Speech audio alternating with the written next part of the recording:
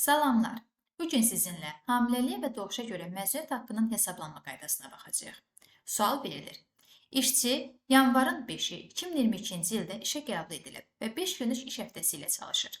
İşçi 11 fevral 2023-cü il tarixinin 126 təqvim günü müddətində analıq məzuniyyətinə çıxıb. Məzuniyyət haqqı nə qədər olacaq? Bunu hesablamaq üçün biz ilk növbədə işçinin son 12 tam aylıq əmək haqqısını nəzərə alacağıq. İşçimiz fevral ayında məzuniyyətə çıxdığına görə sonuncu tam əmək haqqını yanvar ayında almışdır. Ona görə də hesablamamıza 2022-ci ilin fevral ayında 2023-cü ilin yanvar ayına qədər olan müddəti əhatə edən əmək haqqlarını nəzərə almaqla başlayacağıq. Bu müddət ərzində işçi cəmi 15.600 manat əmək haqqı almışdır. Bəs yaxşı, 2022-ci il fevral ayından 2023-cün yanvar ayına kimi istehsal təqviminə əsasən neçə iş günü olmuşdur? Cəmi 241 iş günü olub.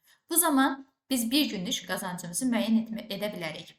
Bunun üçün 15.600-ü 241-ə bölməklə bir günlük qazancımızı müəyyən etmiş olarıq.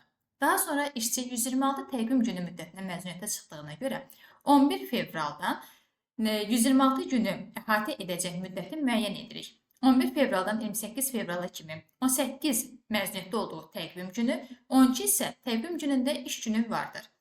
1 martdan 31 marta kimi 31 təqvim günü, 17 iş günü, 1 apreldən 30 aprelə kimi 30 təqvim günü, 18 iş günü, 1 maydan 31 maya kimi 31 təqvim günü, 21 iş günü, 1 iyundan 16 iyuna kimi 16 təqvim günü, 11 iş günü vardır.